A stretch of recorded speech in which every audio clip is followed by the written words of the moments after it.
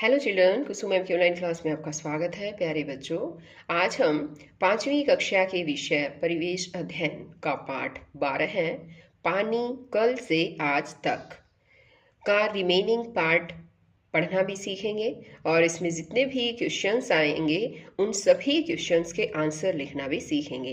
Video को शुरू से लेकर अंत तक पूरी देखें और अगर आप अभी तक मेरे चैनल पर नए हैं तो मेरे चैनल ऑनलाइन स्टडी हब को सब्सक्राइब भी करें और साथ में दिए बेल आइकन को जरूर प्रेस करें। और अगर आपको वीडियो अच्छी लगे तो इसे लाइक करना ना भूलें। तो देखिए, आज इस वीडियो में हम शुरुआत करेंगे। यहाँ पर पेज नंबर है हमारा 98, समुदाय के लिए जल। इससे पहले का जो हिस्सा है, आधा पार्ट बच्चों, वो मैंने अपनी अलग से वीडियो बनाई है और अगर आपने अभी तक वो नहीं देखी है तो मेरे चैनल ऑनलाइन स्टडी हब की प्लेलिस्ट में जाकर आप देख सकते हैं और उसमें जितने भी क्वेश्चन आएंगे उनके आंसर लिखना सीख सकते हैं और समझ सकते हैं। अब देखिए, समुदाय के लिए जल। पुराने समय में जब यातायात के पर्याप्त साधन नहीं होते थे तब लोग काफिले बनाकर पैदल ही लंबी लंबी यात्राएं किया करते थे। उस समय कुएं, तालाब, बावड़ियां वहां के निवासियों और यात्रियों की पानी की आवश्यकताएं पूरी करते थे। जिस स्थान पर सराय सराय होता है यात्रियों के ठहरने की जगह बनाई जाती थी, वहां पर एक कुआं अवश्य बनाया जाता था। हमारे देश के अनेक शासकों ने कुओं, तालाबों तथा बावड़ियों का निर्माण कराया। यात्रियों को पानी पिलाना आज भी परोपकार का काम माना जाता है, इसलिए प्रायः जगह जगह प्याऊ बनाए जाते हैं। गर्मियों में मीठे पानी की छबील लगाई जाती है। अब यहाँ देखिए, इससे रिलेटेड ही कुछ क्वेश्चन पूछे गए हैं, सोचो और लिखो। क्या तुमने भी कभी प्याऊ या छबील लगाई है? अगर लगाई है बच्चों तो लिख सकते हैं हाँ। कहाँ लगी है? आपके पड़ोस में या आपके स्कूल में, जहाँ कहीं भी लगी है वो लिखना है। जैसे मैंने लिख रखा है, हाँ, हमारे स्कूल में हर साल मई के महीने में छबील लगाई जाती है। यहाँ पर देखो, इस पिक को ध्यान से, इस पिक में दिखाई दे रहा है ना, यहाँ पर छबील लगाई गई है और देखो सभी शरबत जो है वो पी रहे हैं। ये लड़का और ये देखो यहाँ पर एक ये आदमी है, दोनों ही ये जो है सर्व कर रहे हैं इन लोगों को, है ना। और ये शरबत बना रखा है। और आगे पूछा इसने, क्यों लगाई जाती है? क्योंकि गर्मियों में राहगीरों को चलते समय गर्मी के कारण अधिक प्यास लगती है, अतः उन्हें शीतल और मीठा जल पिलाने के लिए छबील लगाई जाती है। एक और बात बच्चों, यहाँ पर जो मैंने ये क्वेश्चन लिख रखे हैं इसमें जगह कम थी इसलिए मैंने इनको इस तरह से करके लिख दिया है, लेकिन आप यहाँ पर क्वेश्चन मत लिखना, आप अपनी कॉपी में क्वेश्चन और उनके आंसर लिखना। आगे है कि किस मौसम में अधिक लगाई जाती है छबील? किस मौसम में लगाई जाती है छबील? मई जून के महीनों में अधिक लगाई जाती है, क्योंकि इन दिनों गर्मी अधिक पड़ती है। तो भाई अधिक गर्मी पड़ती है तो लोगों को प्यास भी अधिक लगती है, इसलिए मई जून के महीने में जो है वो छबील लगाई जाती है ताकि उनको शीतल और ठंडा जल पिलाया जा सके। आगे है, गर्मियों में प्याऊ व छबील के अतिरिक्त और किस तरह से लोगों के लिए पीने के पानी की सुविधा उपलब्ध कराई जाती है?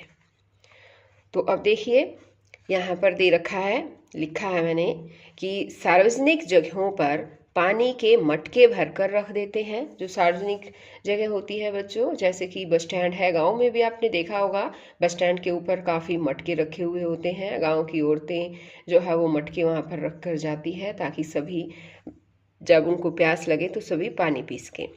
और लोग वाटर कूलर लगवा देते हैं, वाटर कूलर भी लगवा देते हैं कई लोग, और इस तरह से भी जो है वो पानी लोगों तक पहुंचाया जा सकता है।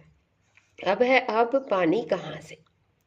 तो ये तो था बच्चों पहले की बात, यहाँ पर बताई थी कि लोग जो है वो जैसे कि तालाब होते थे, जोहड़ होते थे, उनसे पानी मिल जाता था, या फिर जो है तालाब बावड़ी भी बना दी जाती थी। अनेक जो राजा महाराजा है वो इस तरह से बावड़ियों का निर्माण करवाते थे, कुएं तालाब वगैरह वगैरह सराय के आसपास जो है वो खुदवाते थे। अब आता है आगे कि अब पानी कहाँ से, अब हमें पानी कहाँ से मिलता है। बच्चों, आजकल तुम्हारे घरों में पानी कहाँ से आता है? क्या अब भी तुम कुओं से पानी भर कर लाते हो, या तुम्हें घर में ही पानी प्राप्त हो जाता है? आप बताओ। तो यहाँ पर आपको अब इनमें क्वेश्चन में बताना है बच्चों कि आजकल आपको पानी कहाँ से मिलता है। आजकल तो बच्चों जो है हमारे घर में सप्लाई का पानी आता है, सभी को पता है ना। लेकिन फिर भी हो सकता है कि कुछ गांव ऐसे हों कि आज भी लोगों को कुओं से बावड़ियों से ही पानी लेना पड़ रहा होगा। अब यहाँ पर देखिए तुम्हारे घर में पानी कहाँ से आता है। तो हमारे घर में पानी नगर निगम की वाटर सप्लाई से आता है। यहाँ पर ये पानी दो बार लिख दिया गया है, इसको काट दें। हमारे घर में पानी नगर निगम की वाटर सप्लाई से आता है। आगे है तुम्हारे दोस्तों के घर में पानी कहाँ से आता है? नगर निगम की वाटर सप्लाई से। तो वहाँ पर भी नगर निगम वाटर सप्लाई करती है, उसी से पानी आता है। क्या तुम्हारे या तुम्हारे दोस्तों के घर में वाटर सप्लाई का पानी आता है? हाँ, सभी के घरों में वाटर सप्लाई से पानी आता है। वाटर सप्लाई का पानी कहाँ से आता है? तो आपने कभी सोचा बच्चों, जो हमारे घर में वाटर सप्लाई का पानी नगर निगम देता है वो कहाँ से आता है? बताओ। वो शहर के नगर निगम द्वारा लगवाए गए ट्यूबवेलों की टंकियों से आता है। क्या तुम्हारे घर में पानी का बिल आता है? बताओ। अगर आपको नहीं पता तो आप अपने मम्मी पापा से पूछो बच्चों कि तुम्हारे घर में पानी का बिल आता है। हाँ, हमारे घर में भी पानी का बिल आता है। यह बिल किस दफ्तर से आता है पता है तुम्हें? यह bill Haryana urban development authority यानी कि इसको हुड्डा कहा जाता है, हुड्डा के दफ्तर से आता है। अगर बच्चों आपके घर में जो पानी का बिल आता है अगर नहीं देखा है तो आप अपने मम्मी पापा से कहकर वो बिल भी देख सकते हैं, और उसके ऊपर क्या लिखा होगा आपको यही मिलेगा, हरियाणा अर्बन डेवलपमेंट अथॉरिटी। ये सब आपको मिलेगा सबसे ऊपर बड़े बड़े अक्षर में, और उसके बाद आपको आपके परिवार का जो मुखिया है उसका नाम वगैरह मिलेगा, कितनी यूनिट आपने जो है खर्च की है वो सब उसमें मिलेगी, कितने रुपए भरने हैं, कितनी डेट को भरने हैं। तो देखिए एक बार यहाँ पर देखो पानी का बिल जो है वो दिया गया है, उसकी एक फोटो दिखाई गई है। यहाँ पर देखो लिख रखा है देखो और बताओ। अब यहाँ देखो लिख रखा है हरियाणा अर्बन डेवलपमेंट अथॉरिटी, यानी कि ये हुड्डा HUDA शॉर्ट फॉर्म इसकी हो गई हुड्डा। ये देखो यहाँ लिख रखा Hooda. Water and sewerage bill, पानी का और सीवरेज का जो बिल होता है, सीवरेज का जो है वो बिल है ये। और इसमें देखो नाम लिख रखा है श्रीमती दीप्ता शर्मा के नाम से है ये, इनका एड्रेस लिख रखा है। यहाँ पर bill number, bill date, water, sewer, इनकी भी बिल पीरियड लिख रखा है, कहाँ से कहाँ तक का है जैसे। अब यहाँ पर देखो बच्चों ये है जैसे कि यहाँ ये देखिए बिल समरी दे रखी है, प्रीवियस बैलेंस कितना था 182 है, और करंट चार्जेस कितने हैं 56 रुपये हैं। यहाँ पर देखो क्या लिख रखा है, अमाउंट ड्यू ऑन और बिफोर 23 मई 14, यानी कि ये कहता है कि 23 मई 14 से पहले पहले अगर कर देते तो 238 रुपये बिल भरना है, अगर उसके बाद करते हैं तो आपको जो है वो 244 रुपये बिल भरना है, यानी कि थोड़ा एक्स्ट्रा जो है वो आपको बिल भरना पड़ेगा अगर डेट के बाद भरेंगे। और इस तरह से यहाँ पर ये अब ध्यान से देखिए, इसमें कई क्वेश्चन भी आएंगे, ये भी आएगा कि ये दफ्तर किस दफ्तर से आया है। देखो ये बिल कौन से दफ्तर से है, हरियाणा अर्बन डेवलपमेंट अथॉरिटी यानी कि हुड्डा के दफ्तर से आया है। आगे ये पूछा जा सकता है कि ये बिल जो है किस महीने का है, किस महीने का है। यहाँ पर देखिए सीवर का बिल ये दे रखा है, चेक बाई 23 मई तक तो इसको भरना है, लेकिन ये पहले वाले महीने का है, मई से पहले का है, यानी कि ये अप्रैल 2014 का बिल मिलेगा, तभी ये मई में जो है वो भरने के लिए दिया गया है। और भी क्वेश्चन है कि इसमें पूछा जा सकता है कि बिल में कितनी यूनिट जो है वो आपने उपभोग की गई है आपके द्वारा, ये है 19 यूनिट जो है वो की गई है। आगे क्वेश्चन पूछा जा सकता है कि किस राशि का भुगतान करना, आपको कितनी राशि देनी है, 238 रुपये देने हैं। नेक्स्ट क्वेश्चन आएगा कि बिल भरने की अंतिम तिथि क्या है, अंतिम तिथि बताओ क्या है। ये दे रखी है इसने 23 मई 14 तक अंतिम तिथि है, उसके बाद भरते हैं तो 244 रुपये जो है आपको भरने पड़ेंगे, यानी कि 6 रुपये जो है वो ब्याज लग जाएगा और उसको ब्याज के इंटरेस्ट के सहित जो है वो आपको बिल पे करना होगा। अब आगे देखो, यहाँ पर दे रखा है पानी के बिल का नमूना।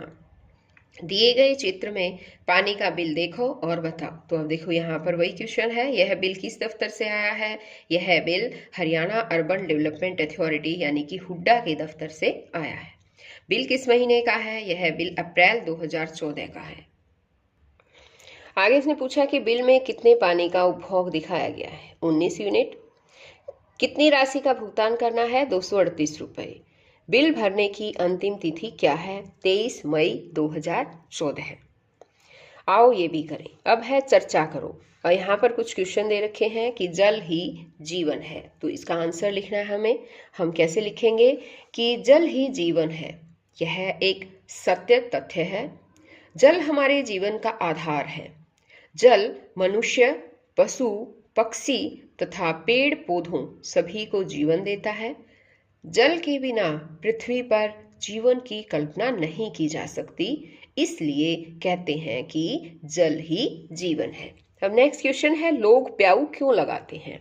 तो लोग प्याऊ क्यों लगाते हैं पता है? लोग गर्मी के मौसम में प्यासे लोगों को, खासतौर पर राहगीरों को पानी पिलाने के लिए प्याऊ लगाते हैं। किसी प्यासे आदमी को पानी पिलाना वास्तव में एक बहुत बड़े पुण्य का कार्य है। अब नेक्स्ट क्वेश्चन दे रखा है कि पुराने कुओं और बावड़ियों का संरक्षण क्यों आवश्यक है, यानी कि इनकी रक्षा करना हमारे लिए क्यों आवश्यक है। आंसर आएगा, आजकल पेयजल के स्रोत सूखते जा रहे हैं, लोग जल की कमी से मरते जा रहे हैं। ऐसे में हमें जल के पुराने स्रोतों, कुओं और बावड़ियों का संरक्षण करना अनिवार्य है।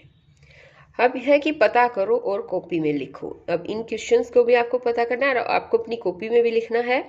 कुओं, बावड़ियों तथा तालाबों में पानी कहाँ से आता है, कहाँ से आता है पता है बच्चों? हाँ, कुओं और बावड़ियों में पानी भूमिगत रूप से आता है, जबकि तालाबों में ज़्यादातर वर्षा के जल का संग्रहण किया जाता है।